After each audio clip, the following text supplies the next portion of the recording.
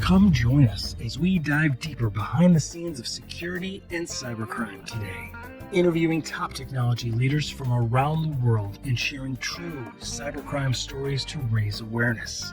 From the creators of Vigilance, the newest global technology newsletter translating cyber news into business language we all understand. So please help us keep this going by subscribing for free to our YouTube channel and downloading our podcast episodes on Apple and Spotify so we can continue to bring you more of what matters. This is Cyber Crime Junkies, and now the show.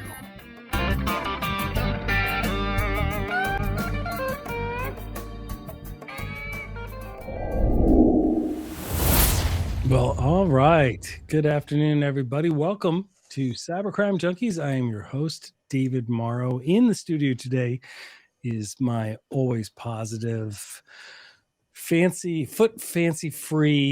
side, Mark Mosher. It's on my insincere things to say to coworkers app that I've developed. Mark, it's in all the stores. And yeah, very excited about today's episode. So today we are joined by Richard Hollis, one of the leaders at Risk Crew, a great methodology and framework about why so many organizations are struggling with cybersecurity and really why so many efforts have failed. And then he's got some best practices to share, some ideas and insight. Mr. Hollis, thank you. Welcome to the studio. Thank you, David. Thank you, Mark. Thanks for having me, gentlemen. Well, we are excited to have you here. So, great. So, why don't you tell us a little bit about your background? Kind of, did you grow up in the London area? Are you from England originally? Tell us about your history. Sure. I'll give you the long story. I still haven't sold the rights to. So we got to be okay, good to know. No, I'm an American. I'm actually from Milwaukee, Wisconsin, and That's fantastic. Yeah, I grew up in Milwaukee, and the military took me overseas. I ended up back in Washington, D.C., where I started my career, by and large government, because I got out of the military with a clearance, and so that's what you do. And I went to school in D.C., worked for the government, and did that for about 10 or 15 years till I got. It's great, actually. You work for the government when you're young. You can have a lot of responsibility in terms of budgets and things, yeah. and I was actually the deputy director on the Moscow Embassy reconstruction project. I don't know if you remember that when the old U.S. Embassy was built. I do remember that. We're rebuilding it. Yeah, I was on that. And it was fun. It was a lot of fun. But then I got recruited by, I think it was Philips and Lucent did a joint venture and took me to Paris to be the security director for their cell phones, which was at the time, it was, I think, late 90s, 98, 99. Yep. Cell phones were like the sexy technology. So I got out of what was at the time, but computer security at the time was Wang desktops and, Tempest. That was everybody's idea of. Those were the days of Y2K. No, really, exactly. That was the thing. The biggest problem is Y2K, and that was when people were actually engaging security consultancies to help them sort out Y2K. But long story short, I left Paris and started the business. I'm one of the founders and directors here at a company called Risk Crew. We started the business in London, and it's a product agnostic consultancy. Not that big. We're under 30, 35 people, I think we are. But we do we were early founders of OWASP out here. It's a product agnostic consultancy, so everything from threat assessments, to pen testing to business continuity. But it's all 101, practicing the fundamentals. We preach the gospel according to it's a process. It's not a product. So we fall. You're taking away my sting. That was one of my questions later. Was it really? Okay. I have a whole thing about it being a process and not a product. Take that out in editing, can't you? No, and so it's what drives me though, David. And this is part of, that's how I view the thing. I'm a 101, I'm a fundamentals guy. And so, and that's the gospel I preach, and it's found its way into the consultancy. So, it's not about the firewall, it's about the configuration. It's about, the process behind anything. And So that drove the ethic of the company. Yeah, that's it. We're having a lot of fun doing things, everything from, like I said, supply chain risk assessments to red team testing. And the European market is very different, I think, as an American working over here than we were just having this conversation. Do you mind if let's jump off right there? Yeah, that's a great. What is the deal with America? Like, I cannot, I don't have this. I was just talking on another episode with somebody, and they're like, well, we do a lot over in Europe, and we have all the, I'm from the northern part of Chicago, by the way, just south of Milwaukee, spent my summers up there. Very familiar with the area that you grew up in, by the way. Just talking with somebody that does a lot of consultancy over in the UK, and they were saying with GDPR and everything, they have such a different view of privacy, of personal data. They believe it is a fundamental human right. And in America, we're like, I don't care, accept all cookies. Here's everything, my passwords, my dog's name, we don't seem to care as a culture. And I'm shocked by it. I don't get it either. Honestly, it's easier for me to do business here because when I look back at the American culture, I kind of have to fight that. But here, it's not a sell. Here people actually read terms and conditions of Amazon before they sign up. Right. Here, it really seems to be understood that privacy is a right. It's not to be given away. And Europeans in general, the Brits are behind the Europeans because they're very Americanized in the way they do e-commerce. Oh, that's a good point. So data is cash more so to the Brits than the Europeans, but Europeans don't see, they see data as data that belongs to me, not data that belongs to you because I visited your website. So GDPR is just one of many types of legislation that are very pro end user that we just don't see in the States. And it's disappointing to me because I believe in that I'm personally a paranoid schizophrenic, and I don't like people to know what shoe size, much less what, the conditioner I use in my hair. And Europeans are very much like that. They're very privacy oriented. That's mine. That's not yours. And so it's a different approach to technology in terms of the protection of data. Well, it's really come to the head too recently in America when other things get debated, like whether to ban TikTok or not, or things like that, and people are jumping up and down about that. And it's like, well, we have no standards, like we have no codes, we have different frameworks that are ideas, basically, like unless they have no regulatory enforcement power behind them, so they're just kind of lists of best practices out there. And unless you're in a particular vertical or field like HIPAA or CMMC, things like that, but it's really a struggle here. I mean, we part of, I think that's a good point, because some of the clients that we deal with are overseas. We're here in America. We don't have to sell them on the need for security consulting, security services. It's just us offering our best, and then we compete against others, right? For some that are very more geocentric here in the US, we first have to convince them that they even need security services at all. Right? Because their view is, well, I haven't had them for the last 20 years. Why do I need to have this expense now? I'm like, how can you not? Right? Like, it is, when we get online, we're in their world. It's a global world once we get online, and it's quite interesting. So let me ask you this: when you talk about, you have the circle of failure, and you have this phenomenal kind of framework that you've built. I'm going to put it up on the screen for the viewers. You talk about the circle of failure in cybersecurity: buy more products, fail to define strategy, implement product to secure systems, neglect people and process. It's so true. Products do not work, systems are breached, and then we go back to buying more products, failing to define strategy, and the circle continues. I really want to first, what caused you to develop the theory? Do you know that old guy, the old man in your neighborhood, when your ball went into his yard? I have to ask him. Oh yeah. I think my age actually, David, Mark, I've been doing this for my whole career. It's 30 some Right. years. And, you get to an age where you put your life into work. And I I literally started before cybersecurity had a name when, Right. back when Y2K was, and spam was the big deal. Yeah. And so we've had, the way I look at it, this idea, this attitude, is this headspace is by and large came from my age and my position, looking back on as older people do, and thinking, what have I done in my career?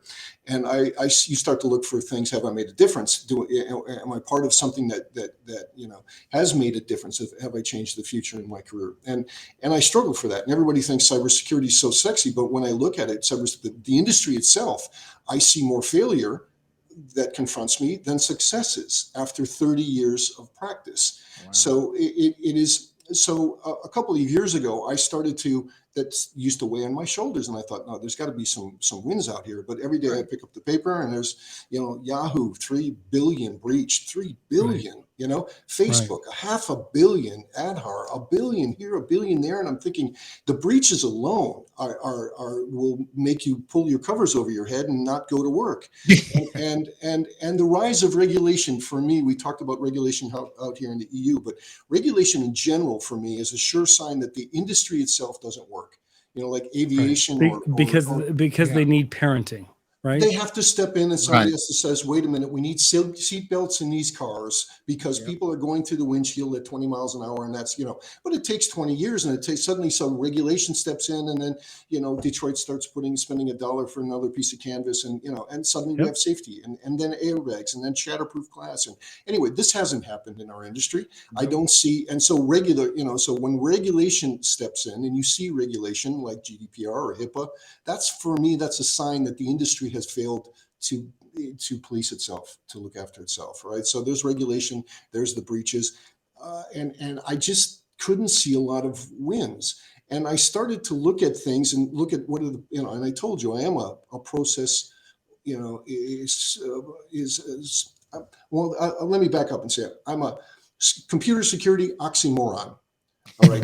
For me, that's what my tattoo says. Computer security oxymoron. Yours So, too? Oh, what a yeah, coincidence. we got them at the same What are the place. odds? Exactly.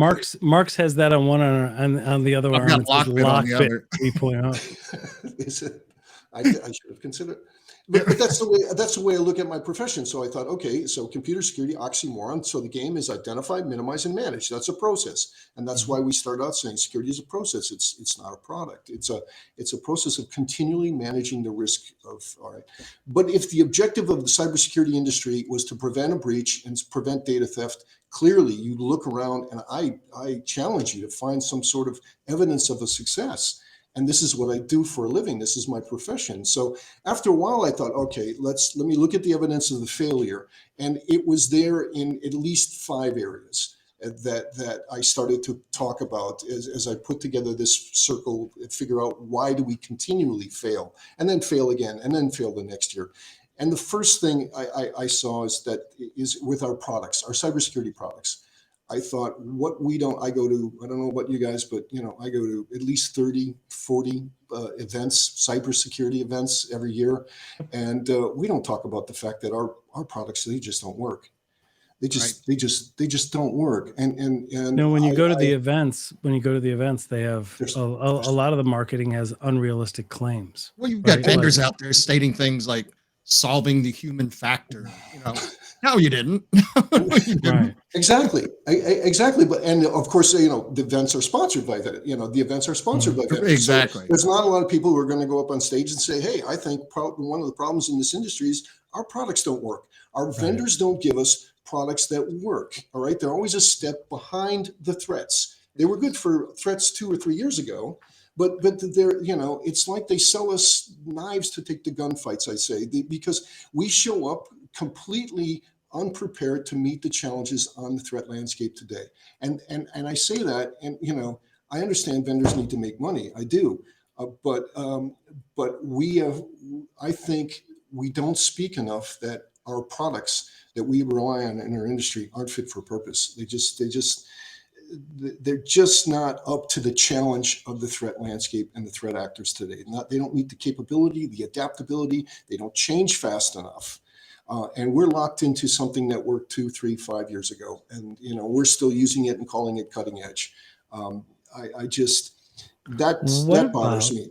Yeah. So what about, let me unpack this a little. Let me play devil's advocate. You talked about the lack of success.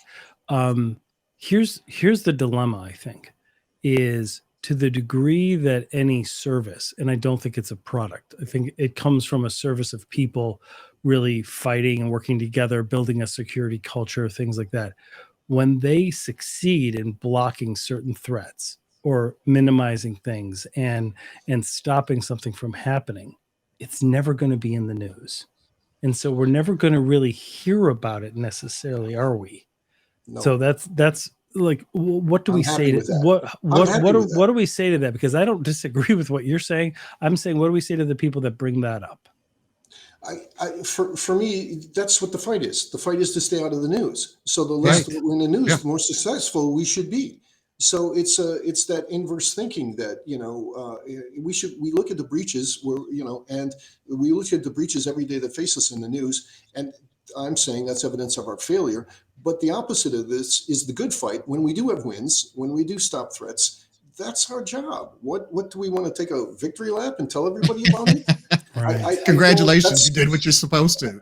Exactly. Right. There you go, Mark. That's exactly what I mean. That and it's not that way. In fact, when you think about it, one of the first things I realized, and when I said it out loud, people said, "What do you mean by that?" And I said, "Do you know that cybersecurity vendors profit from the insecurity of computing?"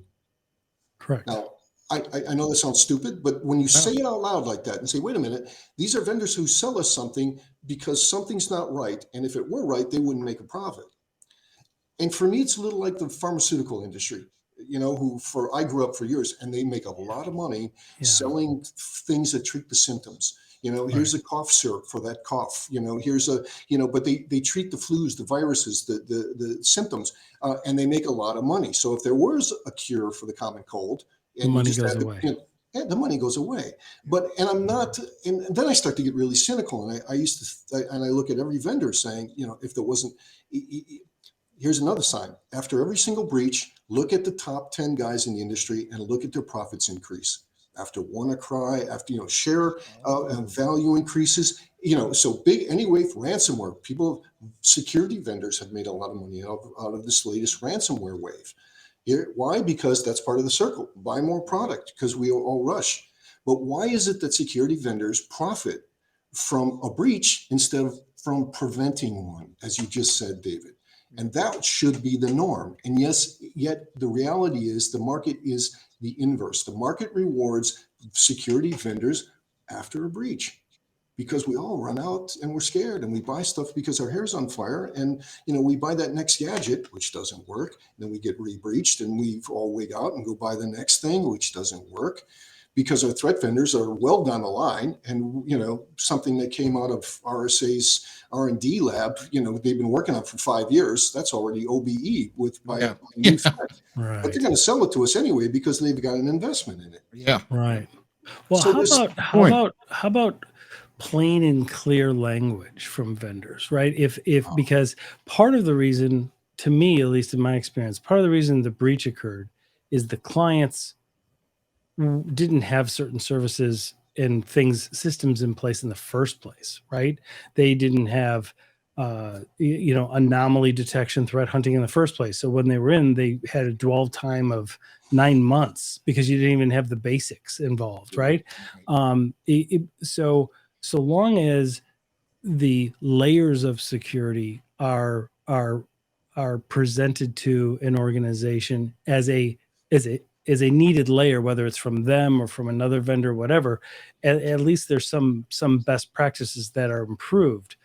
But some of it rests on the organizations themselves and not wanting to spend the money on risk risk is kind of a dial, right? And some organizations don't want to turn that dial at all, and some will turn it up halfway so it doesn't get in. Pure security, the dial's all the way up, and you can't operate. But when they hit that middle ground, it seems to keep them mostly out of the news. What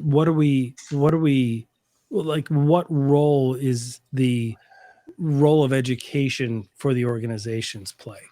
I guess that's what I'm getting at. I think it starts with, and one of the cogs on my wheel is we failed to define a strategy.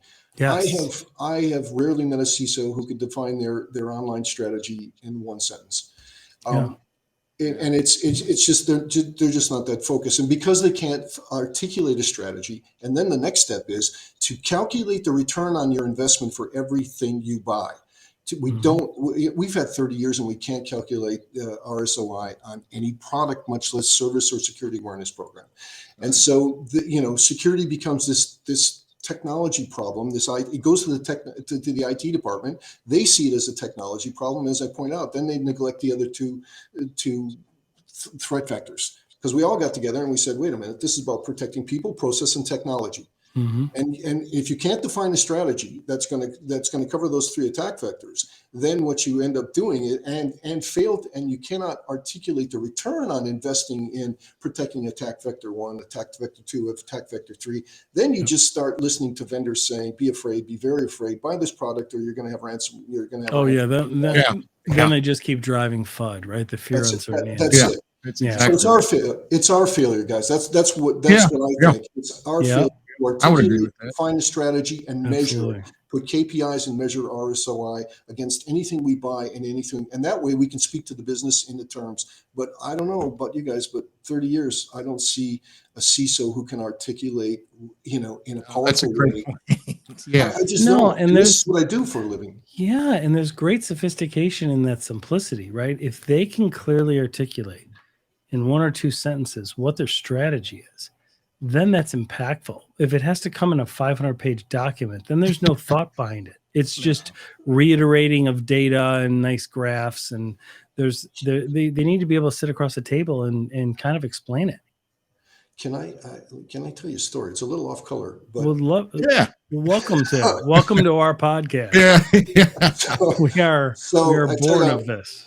I'm working for a company that's been doing penetration testing for 20 years, and we were in business for about 10 years, and then suddenly we get an incoming call from an industry we've never worked in before. And we've worked for government and nuclear and they call it grid.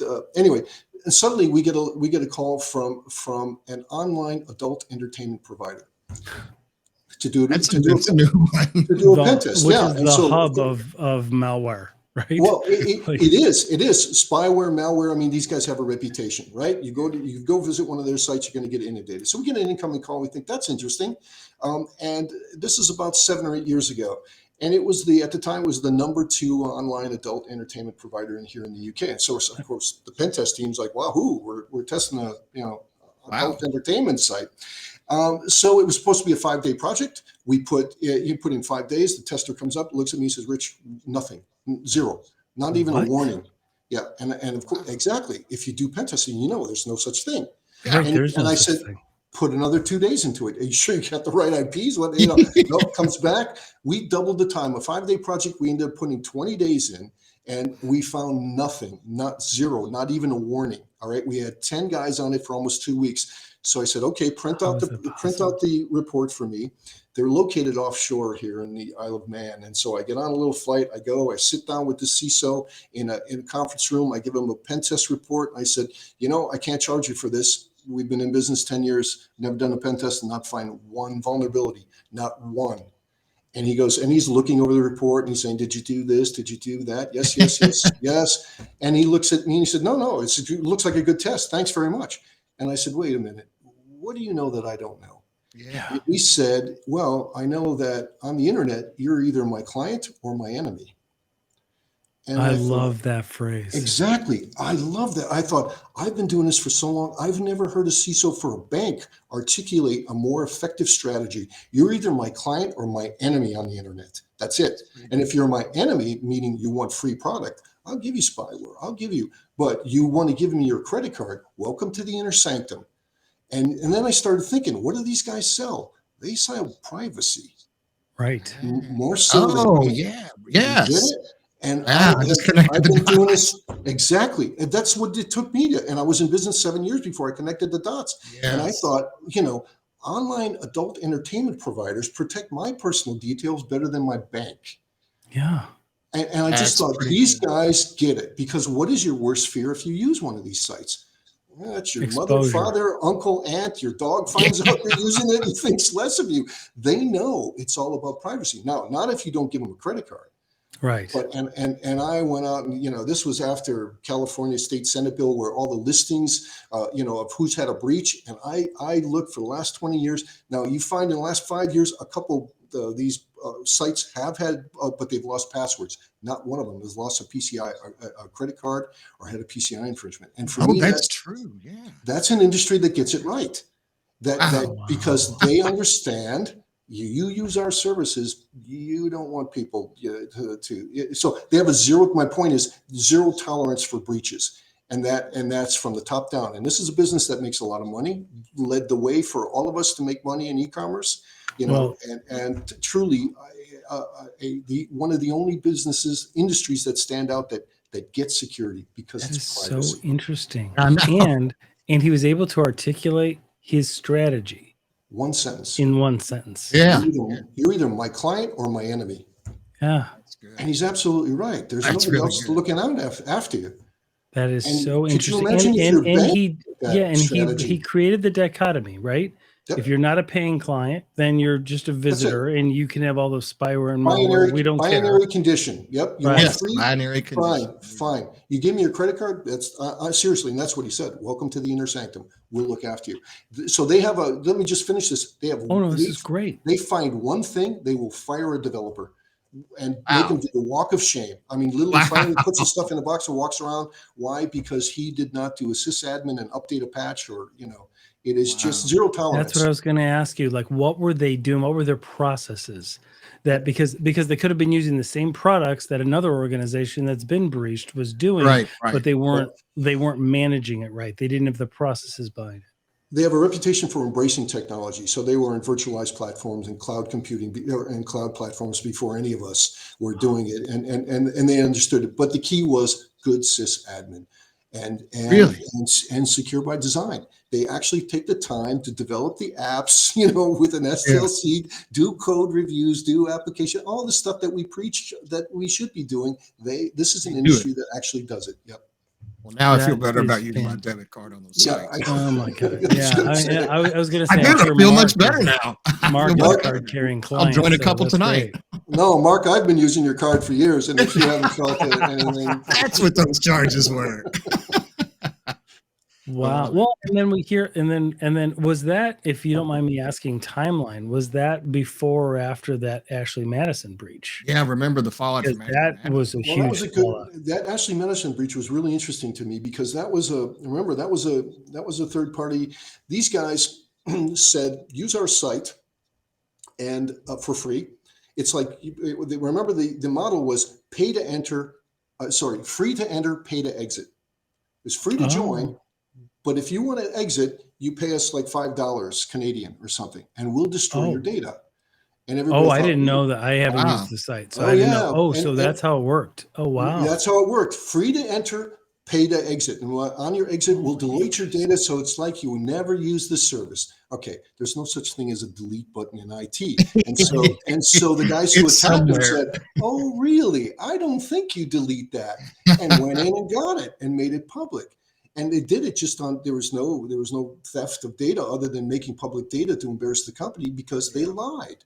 They were lying to their customers. They weren't deleting data. In fact, they were also selling it on, but there was no such thing as delete. So that's what I was going to say. Are they liked getting with that data breach. brokers and then selling that data anyway for marketing purposes? Exactly. So I like that breach just because it overturned their business model. They were they were lying to their customers saying, "Oh, we'll delete it. Don't worry about it." And I thought, and in the world of pen testing, that had a big sound. That was an ethical hack that we thought, man, they were just proving a point. Nobody made any money from Maybe that. they just made a really good point. Yeah, and I thought it was. Yeah. And that is not adult entertainment. Remember, that was a Right, site that was correct. facilitating dating between Totally married. different. Yeah. Right. Yeah, But I was just curious because it's relatively similar yeah. similar type. But okay. Oh, that's so interesting. So let me ask you, what does in your role and in what you've seen, what benefit is there, or to what degree, in understanding the behavior and the people behind who's committing the cybercrime? Like studying cyber criminals, understanding what drives them, understanding the behavioral analytics.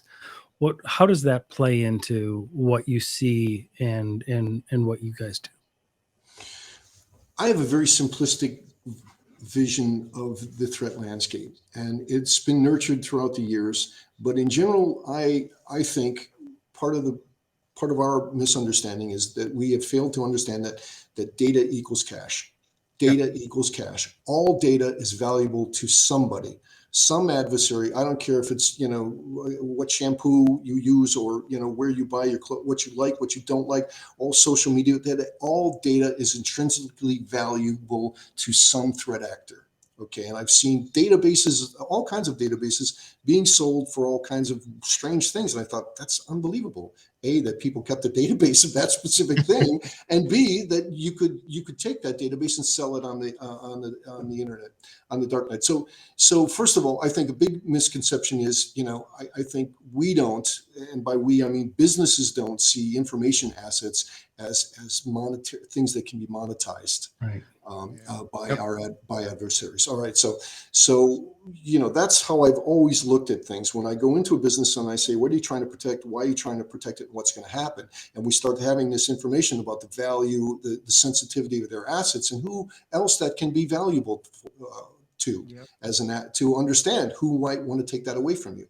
Whether you have a database of children's under 16's Facebook accounts or things, and you're a charity, or that you have a nuclear launch codes on your system. So if you understand what you have, and who would want that, and what benefit they could have from that, you understand the threat landscape, and specifically you start to single out who would take that away from you and who would have That's reason. But it starts with this simple premise that all data. Jeff Bezos taught us all that. Data equals cash. Which, that's the books that we're going to buy, the places we've been, yep. our geolocation, the billionaires, all these billionaires made that money off that simple premise: data equals cash. And yet, I rarely meet a business that understands that intuitively and looks at their information that they process, store, and transmit, and understands the monetary value to an attacker and protects it accordingly.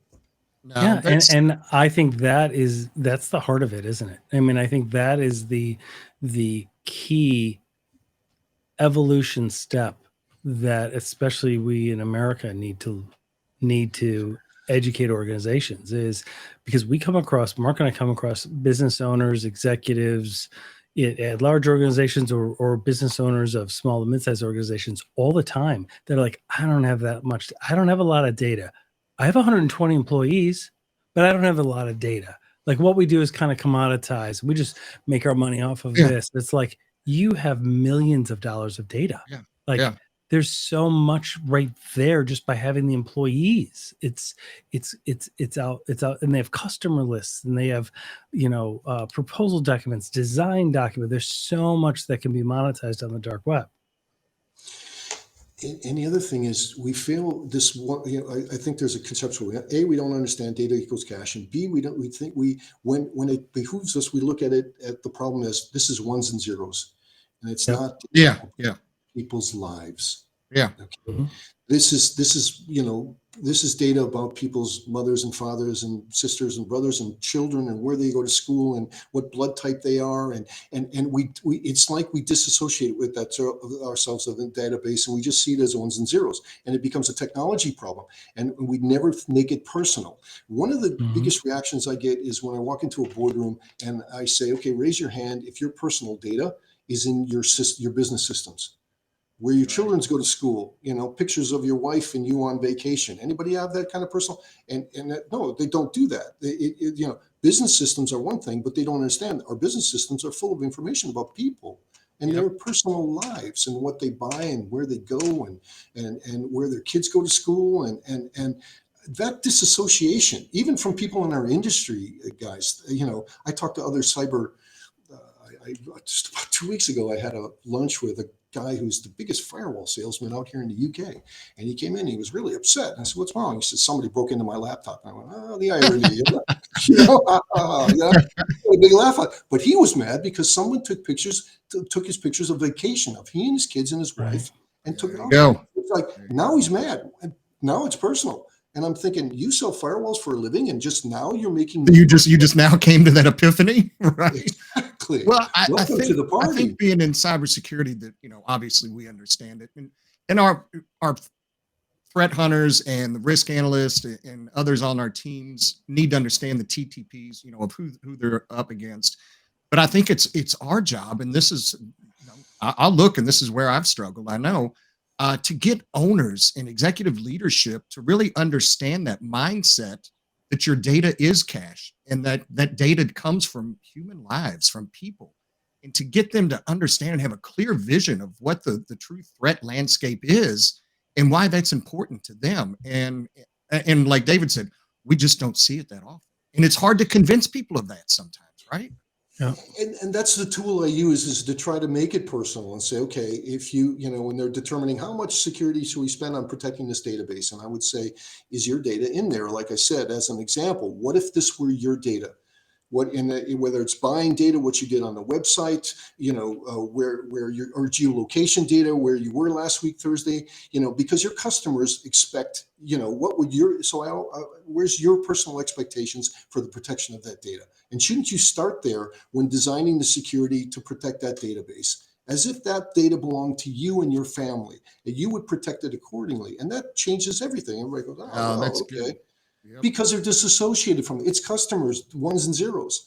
And it's not, but if we put some skin in the game, if we had our own personal data at stake, I think we'd practice security by design. Yeah, I agree with that. Absolutely. That's fantastic. One of my questions was, is security a product or a process? I think I know the answer. It's a long. I got onto this. Well, yes, it is. It is absolutely a process, and I have to. Part of my struggle is I can't think of it. Product and services absolutely have a place, and I'm a service provider, but I know my place. I know my piece of the pie, what I can and can't do, where I'm effective and where I'm not, and where products are effective and where they're not. And at the end of the day, I've spent my 30 years in this career, and it is a process from the minute you get up to the minute you go to bed, and then you get up and you do it again. It is a cycle. Threats change, vulnerabilities change, threat landscapes change, technology changes. Change is the only constant in our industry. So it has to be a process because we thought if we locked into something, it's already past tense by the time it's effective. That security is a process, not a product, and change is the only constant in cybersecurity. Is my other tattoo, Mark, if I could show that to you. But that's just a common sense approach. So, but when I engage with customers and we talk about problems, I say, are you ready for change? You ready for all that to be, past tense in a year from now? Are you seeing organizations that have taken the time to create policies, right? An incident response plan, things like that. Are you seeing them actually implementing them or practicing them, like through tabletop exercises and things like that? Or are you seeing very few organizations? Very few follow through on the process of a plan. Here, we got a plan. It's a business continuity plan. Well, I'm looking at the date. It's 7 years old. Yeah, exactly. It's got dust on the shelf over on the bookshelf, right? Yeah, here it goes. So if that's a typo, when's the last time it's been tested? No, that's part of the process. I mean, of even plans or processes, and you have to exercise that muscle to get it to be muscle memory. So when something happens, you just move by instinct and it all works. No, that's what I do for a living. And unfortunately, people don't, we have not become risk managers. We have become compliance managers. I am very much, and I know a customer immediately if he's a compliance box ticker or if he's actually in the game of waking up every day and having the landscape change. And that's exactly right. Isn't that so true? Like from the first meeting, I can tell whether this person wants to check the box or whether this person cares and wants to just evolve the organization, get to the next level. We'll check the box along the way, but I want to evolve the organization. Because it's not an easy thing to hear that computer security is an oxymoron. People don't want to hear that. People want to just say, "Can I buy something for that? And can we get better biscuits or better cookies at this conference?" It's not something. It's not a profession for everybody. I guess you have to be a little resilient and have a sense of humor to be in cybersecurity. I think because. I don't know. I like the phrase you used, flexing the muscle to keep the muscle memory. Dave and I talk about this all the time. Think back when you were a kid in elementary school and you would do, tornado drills, right? You would get down under your desk, you go out in the hall and you put your hands up over your head, right? That was to prepare for an emergency. So you had that muscle memory. Should it happen, you know exactly what to do. Or you have fire drills so you don't have kids running into each other up and down the hall and they know where the exits are. They know where to go. But when it comes to cybersecurity, when was the last time you did a tabletop exercise to execute on that plan? And you get this blank look, like, what do you mean? What do you mean? That's exactly right. Exactly. And what's the purpose of that? So they don't understand, by doing fire drills every day, you'll get out alive. And, the majority of people will get out that door because you don't find it in smoke because they've walked that hall 100 times. Well, to me, it's about a RACI document. To me, it's like a living practice of a RACI, right? Like that, who's responsible, who's accountable, who has to be consulted, meaning they have a say in it, who just needs to know what we're doing because they're task is coming up next, right? Who's going to deal with HR, legal? Who's going to deal with law enforcement? Who's going to deal with the media? When does this happen? At what level does it have to hit until then? Instead, what they do is they have this nice policy and they don't practice it until the folders start reading it during a breach from ransomware. And they're like, well, now it's time to start looking at that document. Yeah, let's go read it real fast. Let's go read that thing real fast. Like, why would you not have at least gone through the exercise so you know who does what? There's to Richard's point, there's why you got to have a sense of humor, right? Yeah. It's crazy. Like it's just remarkable when you get involved right in the triage moment and they're like, they just can't believe it. Right. They can't believe this happened. You're like, I could tell you exactly why it happened. Right. Well, when this is all over, we'll sit down. We'll explain exactly why this happened. Because we could have seen this a mile. Like, I'm sure it did not take them long to find you guys. Yeah.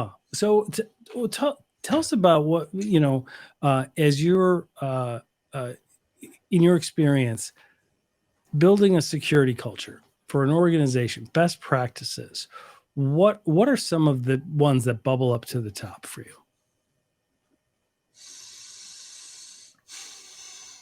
Well, it's certainly the fundamentals. For me, when we said you could see it in their eyes, there's a certain amount of, yes, there's muscle memory that can be achieved by practice, but at the end of the day, you need to have somebody who understands, hey, if I do this fire drill, I'll get out alive. And so there's a certain amount of incentive that companies need and to instill into staff to understand the incentive behind following silly practices and changing passwords. And so I think one of the, in terms of fundamentals to instill a culture in the company, that's done by leadership. And that's done, whether you have cybersecurity leadership through a CISO or you don't, and you're in a small mom and pop .co.uk or .com type of facility. It has always been said in our industry that it starts at the top because it is, because cybersecurity is not easy to understand at all times. And while you and we might try to simplify it to make it digestible and understandable, my attempt in doing that is that you get it and you think, well, that's not so complex. Okay, I can do that. And you find reason. That's why I think of things like, hey, this is not ones and zeros. It's data about your life. And when you think about it like that, you might be quicker to respond to, hey, that's an incident or an anomaly, or I've never seen that person on this floor before, and he's not wearing a badge or whatever, and make the connection. So I think it's leadership. I've always had a problem with leadership, not just leadership when it comes to cybersecurity, not just by our CISOs, but by our senior management. And we've got onto that very early. In every conference I was in 20 years ago, they all said, "Oh, it starts at the top, and the top builds the," and that is unfortunately true. I've never seen I never saw it start from the grassroots. I never saw a bunch of employees get together and say, "We need to protect our data." You just don't see a strike on the floor saying we need more cybersecurity, or this union's going to strike. Coming soon to a union near you. I don't, for me, part of the problem is, like I said, I think we're disassociated with the impact on our lives from the data that we're supposed to be protecting in a cybersecurity umbrella. And when I make that connection, whether I'm doing cybersecurity awareness training, and you see something click in their eyes and say, "Wait a minute, you're right. My grandma just went to Amazon, and now Amazon's pulling her, credit record from their database." And Amazon, when you connect it to real impacts in people's lives, we start to pay attention. Yeah. Like that guy who said, "You're either on the internet, you're either my client or you're my enemy." For me, that's what we're not doing. We're not defining the problem. On the internet, there's no oversight. There's no, good guy, bad guy. It's the Wild West. It's right. And we assume, just like when we board a train, that there's fire life safety. And if there's a problem, somebody will take care of me. So we log on to the internet and we think, well, somebody's out there going to, and it is. Nobody's going to look after you except you on the internet. So those kind of just connecting the dots is what I don't think we do very well, and what leadership needs to do to move this industry forward. Yeah. That's a good point. That's fantastic. Before we let you go, I want to ask you, what are your thoughts on just the scale of cybercrime lately? Like, it seems to have progressed. I mean, you didn't hear about that many breaches prior to 2011. And between 2011 and 2013, they really productized, ransomware as a service became a thing, malware as a service. You've got all these things. You've got initial access brokers. It's really become organized, extremely well funded, better funded than the mafia. Yeah. And I'm just so, it's just a beast that is just so large. How do we address that when we're still struggling with jobs gaps and hundreds of thousands of security openings and we can't fill them yet? Any thoughts on that? Can't you ask me something easier? No, I just, you've got more experience and you're over the pond. I'm still looking for the answers from these interviews. I want to I got great nuggets from you. Like, I'm going to, I can see Mosher in the next meeting. You're either my client or you're my enemy. I can see that coming. That sounds like something Marlon Brando would have said. Right. I can see him using that now. I'm using that. No, you're right. I'm just pointing out the problems here. There's money to be made. That's why my problem is I'm having a problem with my industry, because I don't think we're rising. There's so much cash. I just read recently that right now there's more money being made by cybersecurity criminals than there was in the 80s by cocaine cartels. Yes, that is accurate. The FBI I lived through the 80s, and I lived through the 80s. That's a lot of money. That's a lot of money, and you can't get your head around that. How much data? I've also read, conservative estimates that we've lost over 18 million personnel records. There's only 7 or 8 billion people on the planet. We've lost twice the number of records that there are human beings walking around on the face of the globe. And I'm thinking, how much more can we lose? But it's sorry to pivot back to this. We don't get data equals cash. Data equals cash. Data equals cash. And if we did that, if we protected the information that we upload into Amazon, like we did with the $12 or $14 in our wallet, if somebody grabbed our wallet and ran away with $14, we put our lives on the line. We'd be chasing them down because the block. That's money to us. And we upload things like it was going out of style. We haven't made that connection. So I think it's a really good point. To say it's only going to get worse. It's not tangible to us. These losses aren't tangible to us. Like in the 80s, the cocaine money wasn't tangible to us. unless you're doing cocaine, I guess, and you were spending that kind of money, you didn't feel the pain yourself. And until you do, it's just going to keep getting bigger. And that's the way, people get religion after a near-death experience. And I go into businesses, and like you said, David, you look in their eyes and you know if they get it. And the reason they got it, they've had a breach. Yeah. And they get it. They know the pain now. I don't want to feel this pain again. Let's do this right. What do I have to do? And so when will it stop? How would it get bigger? Ransomware, to me, come on, we didn't see that coming. Ransomware 101, we didn't see that coming. Yeah, right. See the evolution. Well, it's so funny because now that's one element of the code, but the whole ransomware approach involves like 5 different types of malware. It had like the people getting tattoos with the gang names on them. Like it's multiple expressions. Tattoo. Yeah. No, you're absolutely right. But the evolution of threats, that's what makes me feel that we're all just ridiculous. So we see ransomware, they lock up a website, and then so we all jump, we spend a lot of money trying to fix up. Then you lock up a backup, your backup, and you think, we didn't see that coming. We're just stupid that we don't anticipate what the next threat. We're always a step behind when we should be a step ahead, or at least in pace, on step with our threat actors, but we're not.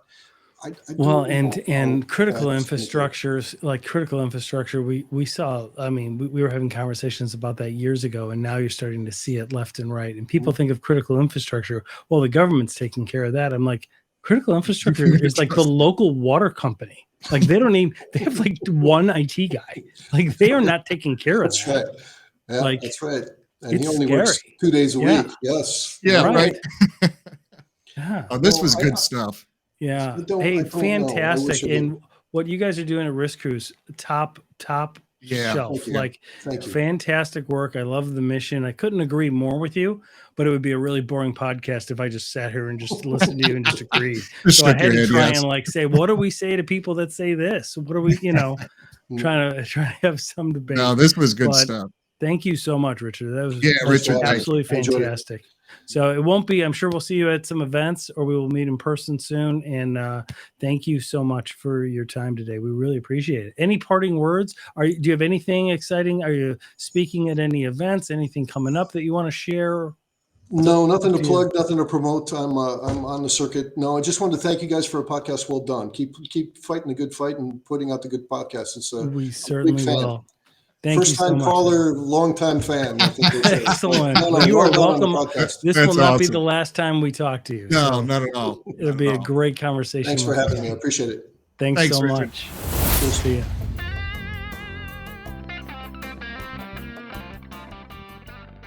Well, that wraps this up. Thanks for joining, everybody. Hope you got value out of digging deeper behind the scenes of security and cybercrime today. Please don't forget to help keep this going by subscribing free to our YouTube channel at Cyber Crime Junkies Podcast, and download and enjoy all of our past episodes on Apple and Spotify podcasts so we can continue to bring you more of what matters. This is Cyber Crime Junkies, and we thank you for joining us.